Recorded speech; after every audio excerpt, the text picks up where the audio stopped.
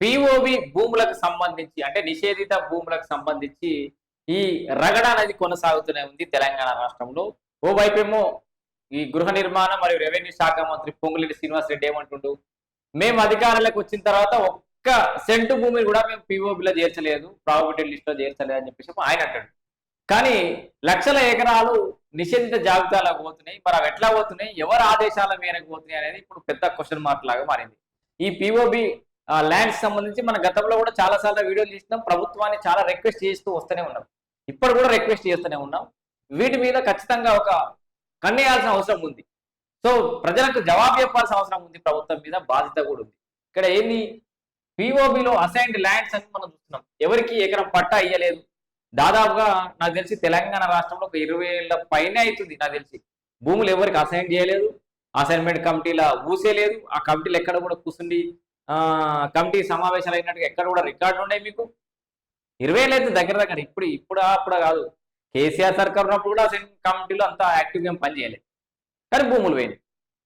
వీళ్ళ హయాంలో గట్లా జరుగుతుంది. మరి ఇక్కడ అసైన్మెంట్ కమిటీలు లేకుండా పేదోనికి ఎక్కడ కూడా 20 ఏళ్ళ నుంచి ఎవరికి పట్టాలు ఇవ్వకుండా ఇప్పుడు తరతరాలుగా అనుభవిస్తున్నటువంటి జాగాల్ని పట్టా ల్యాండ్స్ ని సడకంగా ఉన్న బలంగా తీసుకుపోయి ప్రాబిలిటీ లిస్ట్ లో అసైన్డ్ భూముల్లాగా చూపెడుతూ క్లాసిఫికేషన్ మార్చడం వెనకాల ఎవరి ఉద్దేశం ఉంది, ఎవరి యొక్క ఆదేశాలు ఉన్నాయి అనేది పెద్ద ప్రశ్న.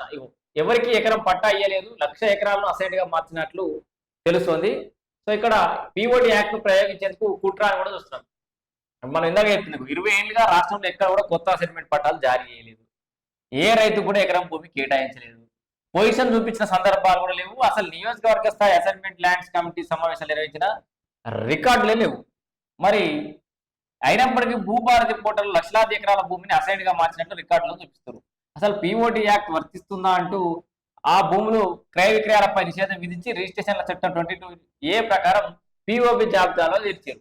ఎందుకంటే తెలంగాణ రాష్ట్రం ఏర్పడిన తర్వాత కొత్తగా ఈ భూములు ఇవ్వకపోయినప్పుడు కూడా సేల్స్ డీడ్స్ ద్వారా రకరకాల మ్యూటేషన్ల ద్వారా ఇవన్నీ ఏదైతే భూములు చేయించుకురో అవన్నీ పట్టాదారు పాస్ పుస్తకాలు పొందిరో వాటిని ఇప్పుడు ఉన్న ఫలంగా అప్పట్లో పట్టా భూములుగా ఉండే భూములని ఇప్పుడు మొత్తం తీసుకపోయి అసైన్ భూములాగా మార్చేస్తారు తహసీల్దార్లు అంతా కూడా. మళ్ళీ వాళ్ళ దగ్గర ఉన్న డేటా అంతా తీసుకొని పోయి తహసీల్దార్ కార్యాలయాల చుట్టూ ఆర్డీఓ కార్యాలయాల చుట్టూ కాళ్ళ రేదాగది తిరగాలి.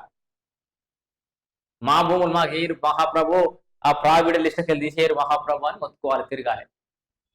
ఎందుకు పోతుంది అసలు? ప్రభుత్వం ఒక క్లారిటీగా చెప్పాలి, ఎందుకు వీటిని ప్రాబిలిటెడ్ లిస్ట్ లో పెడుతున్నాము, తెలంగాణ రాష్ట్రంలో ఇన్ని 100 ఎకరాలు ఈ టైం నుంచి ఈ టైం దాకా పెట్టినాము.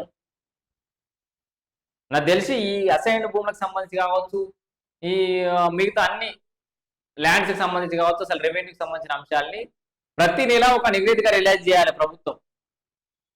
నేను ఇప్పటి నుంచి ఒక కొత్త ప్రపోజల్ పెడుతున్నా, ఒక రిక్వెస్ట్ పెడుతున్నా ప్రభుత్వం, ప్రతి నెల వారీగా తెలంగాణ రాష్ట్రంలో భూ వివాదాలు ఎన్ని కొత్తగా వచ్చినాయి, ఎన్ని పరిష్కరించారు, అసైన్డ్ భూముల సంగతి ఏంది, ఇట్లాంటి భూముల సంగతి ఏంది, పిఓబిలు ఎన్ని చేర్చిరు, ఎన్ని తొలగించారు,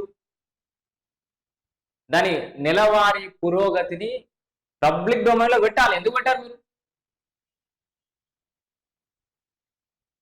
పట్టా నుంచి అసైన్ అయితే ఇక్కడ సమస్య ఏంది, ఈ భూమిని కనీసం ప్రభుత్వ భూమి అని మెన్షన్ చేసి క్లాసిఫికేషన్ చేసినా కూడా సవరణ చేసుకోవడానికి అవకాశం ఉంది. తహసీల్దార్ చుట్టూ వాళ్ళ చుట్టూ వీళ్ళ చుట్టూ తిరిగి ఏంది వీళ్ళ పట్టా భూమిని ప్రభుత్వ భూమి అని ఎక్కడైనా పొరపాటునో లేకపోతే వాళ్ళు వాంటెల్లో పెట్టినా కూడా మళ్ళీ పోయి సవరించుకునే అవకాశం ఉంది. కానీ సడన్ గా అసైన్డ్ భూమి అని మారిస్తే వాళ్ళు ఎడబోవాలి. ఇగో లక్షలు కోట్లు ఖర్చు చేసి భూములు కొనుగోలు చేసిన వారు పత్రాలు పరిశీలించుకొని అన్ని చట్టబద్ధంగానే ఉన్నాయని భావించారు. అయితే ఇప్పుడు అధికారుల రికార్డుల్లో ల్యాండ్ క్లాసిఫికేషన్ మార్చి పట్టా స్థానంలో అసైన్డ్ గా నమోదు చేశారని చెప్తున్నారు. భూభారతి పోర్టల్లో ల్యాండ్ స్టేటస్ ఇక్కడ ఏంది, భూభారతి పోర్టల్ ఏమో ప్రొహిబిటెడ్ అని ఉండదు, అక్కడ నార్మల్ పట్టా ల్యాండ్ చూపిస్తుంది. అది మంచిది.